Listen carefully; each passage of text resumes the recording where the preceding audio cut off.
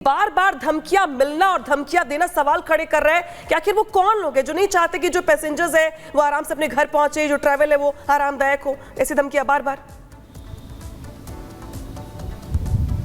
आज बिल्कुल देखिए, 4 अलग अलग एयरलाइंस की तकरीबन 85 ऐसी फ्लाइट्स हैं जिनको अभी थ्रेट एक तरीके से मैसेज जो है मिला है। ये अलग अलग राज्यों से उड़ने वाली फ्लाइट्स है, इसमें कुछ इंटरनेशनल फ्लाइट्स भी बताई जा रही हैं। लेकिन लगातार पिछले एक हफ्ते की बात कर लीजिए तो ये थ्रेट का सिलसिला जारी है, या यूं कह लीजिए एक हफ्ते से पहले का। लेकिन बीते एक हफ्ते में ये थ्रेट का सिलसिला इस कदर है कि तकरीबन 200 से भी ज्यादा ऐसी फ्लाइट्स हैं जिनको थ्रेट मिल चुका है। लेकिन आज जो फ्रेश जो थ्रेट्स मिले हैं उसमें 85 फ्लाइट जो है वो बताई जा रही है। हालांकि अलग अलग राज्यों की पुलिस इस पूरे मामले को इन्वेस्टिगेट कर रही है, लेकिन अभी तक कोई भी सवाल का जवाब एजेंसीज के पास नहीं है इसके पीछे कौन है। लेकिन आज के जब हम थ्रेट की बात कर रहे हैं तो अलग अलग सोशल मीडिया के माध्यम से ये जो थ्रेट मैसेजेस है वो एयरपोर्ट अथॉरिटीज को भेजा गया है। साथ ही इन जो 4 कंपनियों की फ्लाइट है जिसमें एयर इंडिया, विस्तारा, आकाशा भी शामिल है, इनके ऑफिशियल हैंडल पर भी इस तरीके के थ्रेट मैसेजेस भेजे गए हैं। इसके अंदर कंटेंट अलग अलग लिखा हुआ है। कंटेंट में लिखा हुआ है कि सभी लोगों की जान जो है वो चली जाएगी।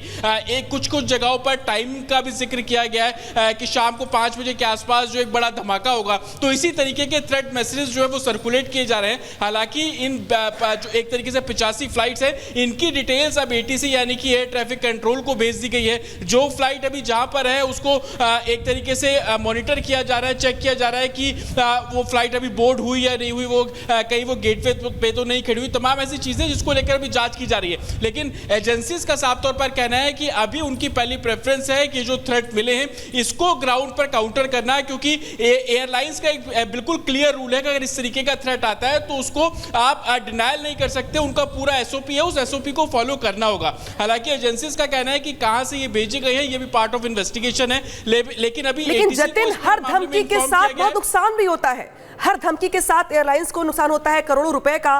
पैसेंजर्स जो होते हैं उनकी बहुत सारी जरूरी कामकाज होते हैं, घंटों मशक्कत करनी पड़ती है। तो इसको लेकर सरकार को क्या अगला स्टेप उठाना चाहिए? दूसरी बड़ी बात यहां पर यह कि धमकियां आ किस सोर्स के जरिए रही हैं, ईमेल के जरिए, फोन कॉल के जरिए, मैसेज के जरिए, यह भी जांच का विषय है। आज बिल्कुल देखिए, एवरेज की अगर हम बात करते हैं तो किसी एक फ्लाइट को अगर धमकी मिलती है तो तकरीबन 5 घंटे का इसमें पूरा एसओपी होता है, उसको पालन करना होता है, जिसमें फायर की टीम शामिल है, एटीसी के जो लोग हैं उसमें शामिल होते हैं। फ्लाइट को एक तरीके से अलग रनवे पे खड़ा कर दिया जाता है, पूरे पैरामीटर्स को चेक किया जाता है और कहीं ना कहीं डाइवर्ट भी करना पड़ता है। तो इससे एयरलाइंस को तो जितना नुकसान है। बिल्कुल, आपसे आगे भी इस खबर पर अपडेट लेंगे। जानकारी देने के लिए बहुत बहुत धन्यवाद। और अब चलिए बात करते हैं उत्तर प्रदेश उपचुनावों की। उत्तर प्रदेश उपचुनाव इस बार बेहद दिलचस्प होने वाले हैं। 9 सीटों के लिए उम्मीदवारों का ऐलान पहले उसके बाद बीएसपी ने भी उम्मीदवारों का ऐलान कर दिया है। 7 सीटों पर बीएसपी अपने उम्मीदवारों को उतारने जा रही है। तो एक तरह से कहें कि ये समीकरण इस बार बेहद दिलचस्प होने वाला है, क्योंकि सबसे पहले समाजवादी पार्टी ने सभी सीटों पर लगभग अपने प्रत्याशियों का ऐलान किया। बीजेपी ने आज 7 सीटों पर अपने प्रत्याशियों का ऐलान किया। और अब बीएसपी भी इन चुनावों में किस तरह से अपनी पकड़ मजबूत करने की कोशिश उन उम्मीदवारों के जरिए कर रही है जिसके नामों का ऐलान आज किया गया है। ये हम लगातार आपको दिखा रहे हैं। जो बीजेपी ने अपनी लिस्ट जारी की है उसमें किन किन सीटों पर चुनाव लड़ने जा रहे हैं। और एक तरह से कहूं कि ये समीकरण दिलचस्प होने वाले हैं। राघवेंद्र हमारे साथ जुड़ चुके हैं। राघवेंद्र, बताइए कौन सा इस बार फॉर्मूला लगाया है, बीएसपी ने उपचुनावों में उतारा गया है अपने उम्मीदवारों को?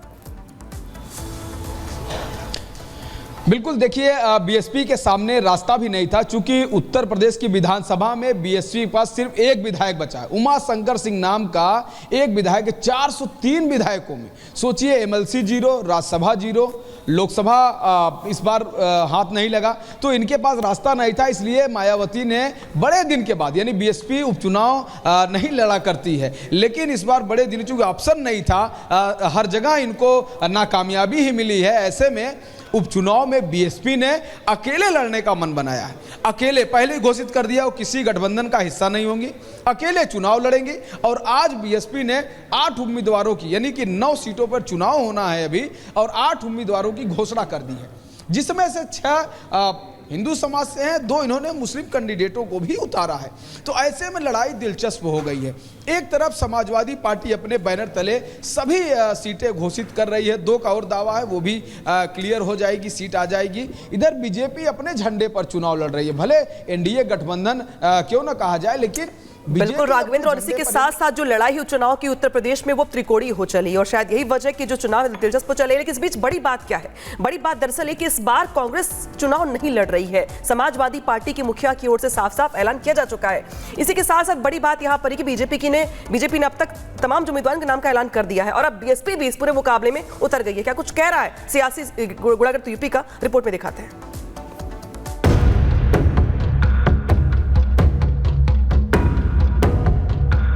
यूपी में सज गया उपचुनाव का रण। भाजपा उम्मीदवारों का ऐलान, सपा ने अकेले ही ठोकी ताल। उत्तर प्रदेश में 9 विधानसभा सीटों पर होने वाले उपचुनावों की जंग रोचक हो गई है। बीजेपी और समाजवादी पार्टी दोनों ने जीत के लिए अपनी फील्डिंग सजानी शुरू कर दी है। लोकसभा चुनावों में अच्छा प्रदर्शन करने के बाद जहां समाजवादी पार्टी के हौसले बुलंद हैं, तो बीजेपी को भी योगी सरकार के कामकाज पर भरोसा है। उत्तर प्रदेश में विधानसभा उपचुनावों का बिगुल बज चुका है। एक तरफ भाजपा गठबंधन जिसने अपने उम्मीदवारों का ऐलान कर दिया है, दूसरी तरफ इंडिया गठबंधन जिसमें समाजवादी पार्टी के चुनाव चिन्ह पर चुनाव लड़ने की तैयारी है। लोकसभा चुनावों के परिणामों में इंडिया गठबंधन बढ़त में दिखाई दिया, पर आगामी विधानसभा उपचुनाव के परिणाम ये तय करेंगे कि 2027 के विधानसभा चुनावों से पहले उत्तर प्रदेश की जनता किसे पसंद कर रही है। उपचुनावों के लिए तकरीबन सभी सीटों पर तस्वीर साफ होती जा रही है। बीजेपी ने 7 सीटों पर अपने उम्मीदवारों के नाम का ऐलान कर दिया है, जबकि सपा ने पहले ही अधिकतर सीटों पर अपने कैंडिडेट उतार दिए हैं। बीजेपी की जारी लिस्ट के मुताबिक करहल सीट पर बीजेपी के अनुजेश यादव और सपा के तेज प्रताप यादव के बीच मुकाबला होगा, जबकि कुंदर की सीट पर बीजेपी के रामवीर ठाकुर और सपा के हाजी रिजवान आमने सामने हैं। कठेरी सीट पर बीजेपी के धर्मराज निषाद और सपा ने शोभावती वर्मा को उम्मीदवार बनाया है। इसके अलावा फूलपुर पर बीजेपी के दीपक पटेल और सपा के मुजतबा सिद्दीकी के बीच मुकाबला है। मझवा सीट पर बीजेपी ने सुचिस्मिता मौर्य को टिकट दिया है। इनका मुकाबला सपा की ज्योति बिंद से होगा।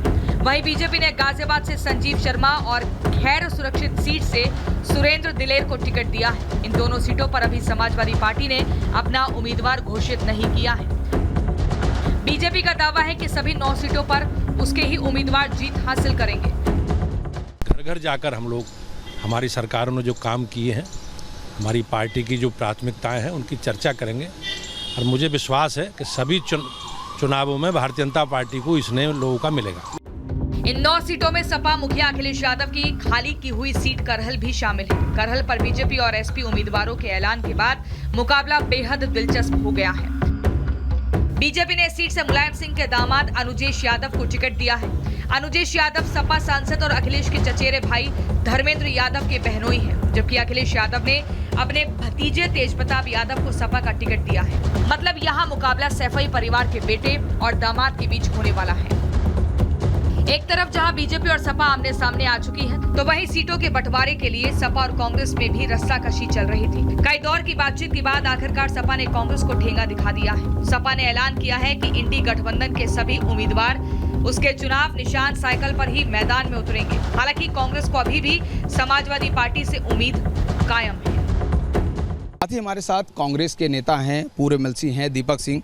दीपक जी, आप ये बताइए, क्या कांग्रेस वाकई में डर गई? उसको अपने जीत पर विश्वास नहीं था?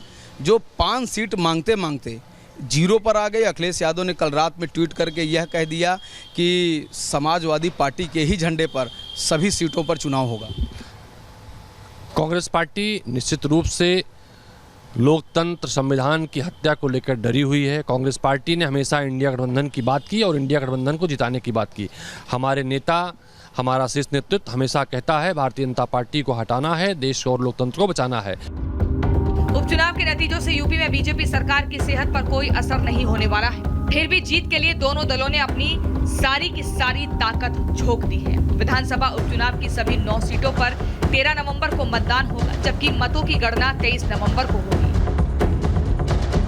Bureau report, Republic Bharat.